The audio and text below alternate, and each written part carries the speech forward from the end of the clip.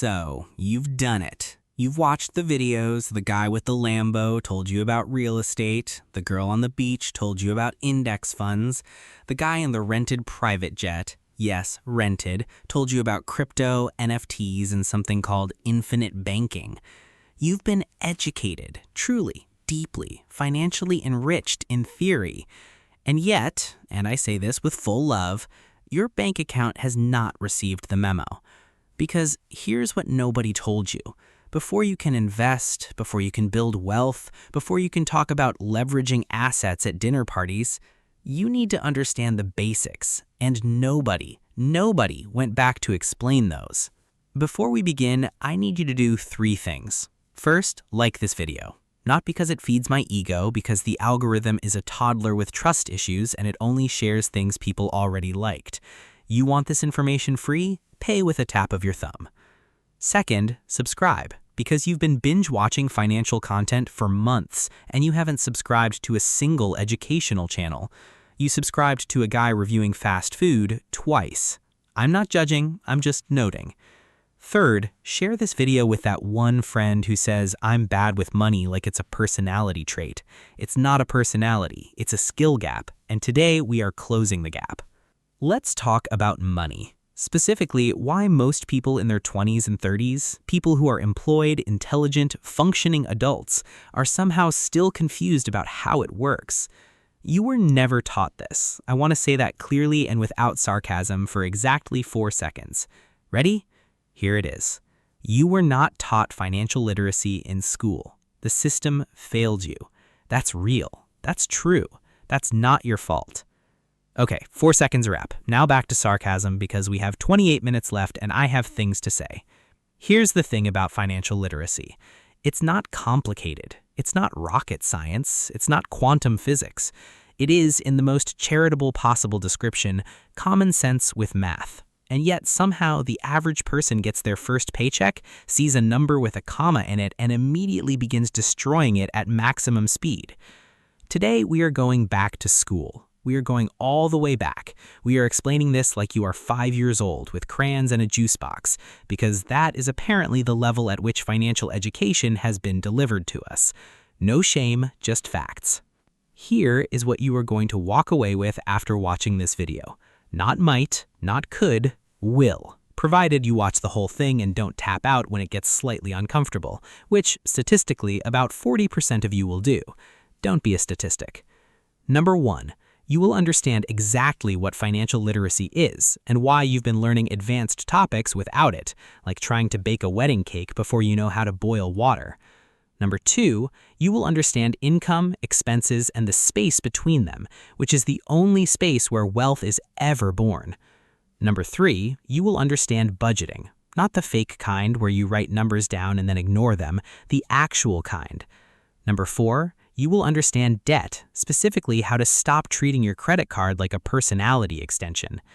Number 5, you will understand saving and the difference between saving money and just not spending it yet. Number 6, you will understand investing at the most basic, honest level, which is more than most people get. And number 7, you will leave with a 1-week challenge you can actually do. No apps to buy, no courses to enroll in, just 7 days of being slightly less financially chaotic. Let's begin. Here is the problem, and I'm going to say it plainly because you deserve plainness. Most people are not broke because they don't earn enough. Most people are broke because they have zero relationship with the money they already earn.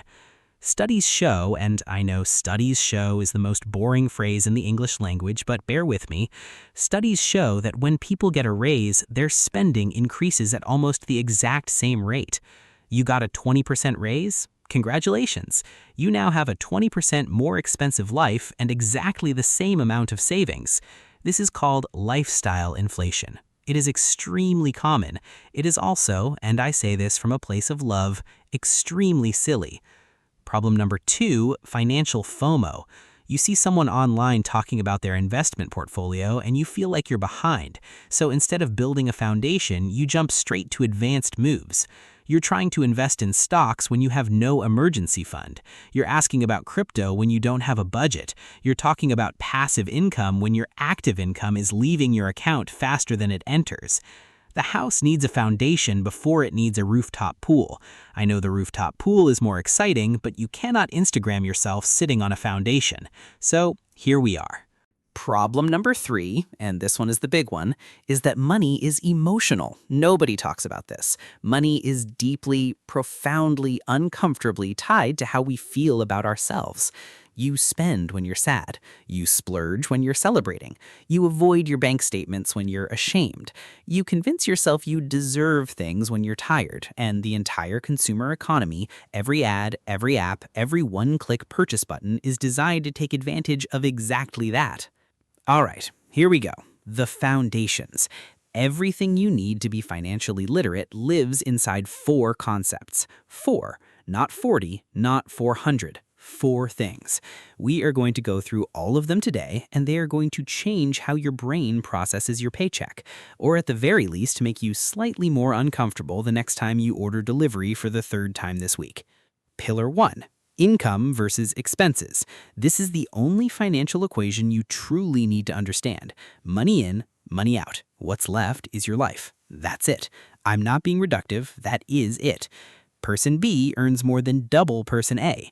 Person A is building wealth. Person B is technically in debt. This is why your friend who makes less than you somehow always seems more relaxed about money. It's not magic, it's margin. They have a gap, you don't. The goal of financial literacy is to create, protect, and grow that gap. Everything else, investing, retirement, real estate, lives inside that gap. No gap, no wealth. Full stop. Pillar 2, budgeting. I know, your eyes just glazed over. The word budget has somehow been made to sound like a punishment, like financial broccoli, but I need you to hear this clearly. A budget is not a restriction. A budget is instructions. You are not telling your money no, you are telling your money where to go. There is a difference. The simplest budget framework in existence is the 50-30-20 rule. 50% of your income goes to needs, rent, food, transport, utilities. 30% goes to wants, fun, eating out, hobbies, that streaming service you haven't used since February. 20% goes to savings and debt repayment. That's the whole system. Is it perfect? No. Is it better than nothing? Infinitely. Pillar 3, debt. Deep breath. Here's what nobody wants to say out loud.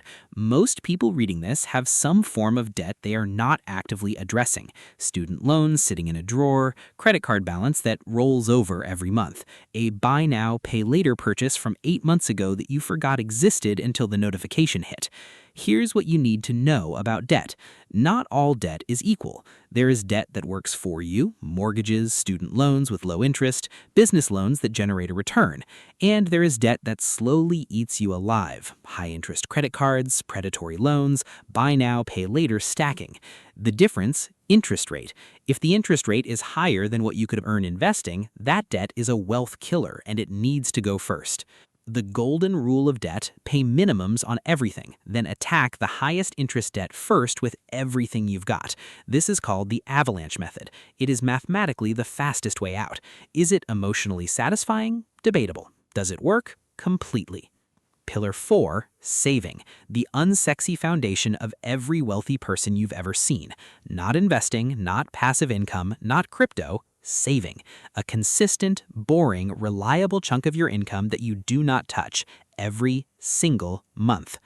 There are 2 savings goals you need before you even think about investing. First, a starter emergency fund of $500 to $1,000. This is not a rainy day fund. This is a my car died and I need to survive fund. It exists to stop you from putting unexpected expenses on a credit card and starting the debt spiral. Second, a full emergency fund of 3 to 6 months of living expenses. This is your lost my job and I still have time to think clearly fund. This is the thing that separates people who handle crisis calmly from people who panic sell their investments at the worst possible time. Now that you know the pillars, let me tell you about the things that will try to pull you off them, because the internet is full of financial advice that sounds smart, looks smart, and will absolutely destroy a person with no foundation. We call these traps. Investing before you have an emergency fund is like building on sand. The first disruption, and there will be a disruption, there is always a disruption, forces you to liquidate at the worst time. Build the fund first, then invest. The market will still be there in 6 months, I promise. The amount of money you earn is almost irrelevant if your habits stay the same.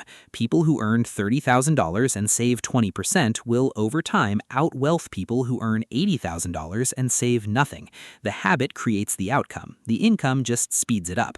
Subscriptions are the financial equivalent of termites. Each one is small. Together, they hollow out your floor. The fix? Once every 3 months, pull your bank statement and cancel every subscription you haven't actively used that month. Not might use, used. Your future self will thank you. So that's the foundation, the 4 pillars: income versus expenses, budgeting, debt, saving, and the 3 traps hiding between them. If you only walked away with that today, you'd be ahead of most people. But we're not done. In the second half, we are going to talk about the 1-week challenge, 7 specific actions starting tomorrow that will move you from knowing this to actually doing it. Because information without action is just entertainment, and you didn't come here to be entertained. You came here to change. Stay with me. We're about to get practical. Welcome back. If you just joined us, congratulations on choosing the second half of a financial literacy video over literally anything else on the internet right now. That's either genuine discipline or you fell asleep and this is what was playing when you woke up. Either way, you're here. Let's use it. Quick recap for those who need it. The 4 pillars, income versus expenses, budgeting, debt, and saving, are the only foundation that matters. Everything else in finance is built on top of those 4 things. Investing, real estate, passive income, financial freedom, all of it sits on that base. Skip the base, and every advanced strategy you try will eventually collapse. We've seen it. We know how this ends. Now, let's talk about why knowing this still isn't enough. Here's the uncomfortable truth about financial literacy. It's not actually a knowledge problem. You already knew you should spend less than you earn. You already knew saving was important. You probably already knew your subscription count was getting ridiculous. The problem was never information. The problem is behavior, and behavior only changes through systems, not intentions. Good intentions are the participation trophies of personal finance. Cute, meaningless. Do not display them proudly. Build systems, which is exactly what the next section is about. This is the section where we go from theory to action. 7 days, 7 specific moves. None of them require a financial advisor. None of them require a special app, a course, or a spreadsheet with 17 tabs. All of them require 30 minutes or less, and together, if you actually do them, they will give you more financial clarity than most people get in a decade of meaning to sort it out. Day 1 is simple and terrifying in equal measure. You are going to open your bank statement from last month. Not skim it, not glance at the total. Sit with it. Write down every single expense in one of 3 categories: needs, wants, regrets. Needs: rent, food, transport, utilities. Wants: restaurants, entertainment, shopping, hobbies. Regrets: you know what these are. The random charges, the duplicate subscriptions, the food delivery at 2 a.m. Do not judge yourself, just categorize. The data is the point. This exercise will tell you more about your financial habits in 40 minutes than 5 years of vague worrying. Do it today. Day 2 is your subscription audit. Pull your bank statement, highlight every recurring charge, then apply the only rule that matters. Did I use this at least once in the last 30 days? Yes, it stays. No, it goes. No exceptions. No, but I might use it next month.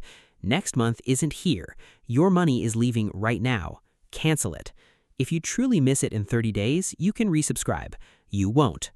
The average person has between 8 and 12 active subscriptions. The average person actively uses about 4 of them. The average person is spending between $80 and $200 per month on digital things they have forgotten exist. You now know you are not the average person. Act accordingly. Day 3, you build your actual budget. Not a theoretical budget, not a "I'll do this properly one day" budget. Your budget, your numbers, your income.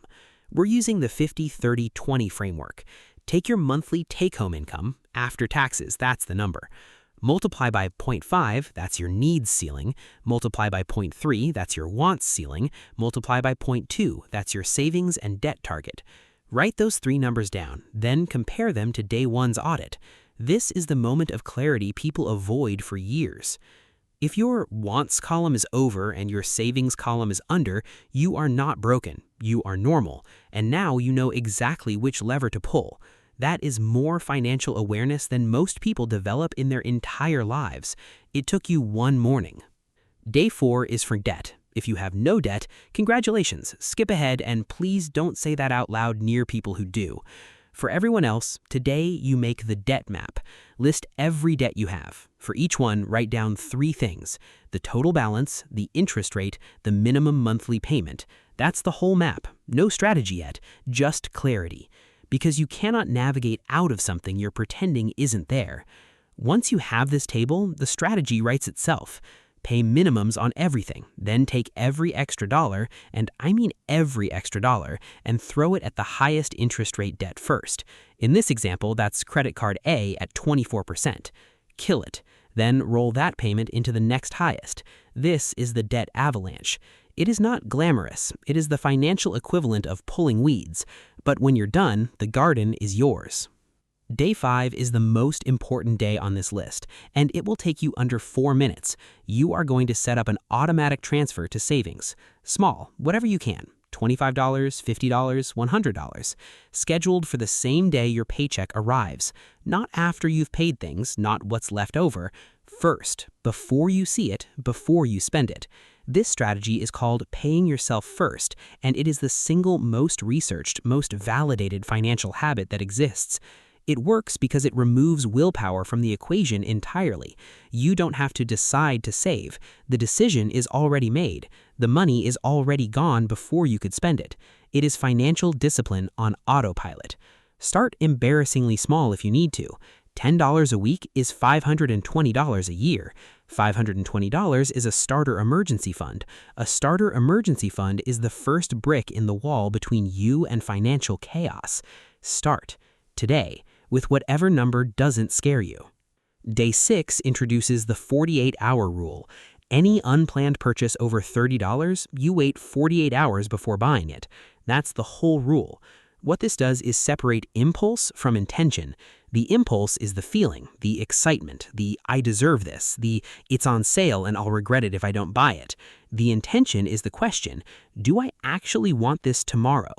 Research consistently shows that between 40 and 70% of impulse purchases feel unnecessary within 48 hours. You don't need more willpower, you need a waiting room. The 48-hour rule is the waiting room. Day 7 is not a task. Day 7 is a recurring appointment.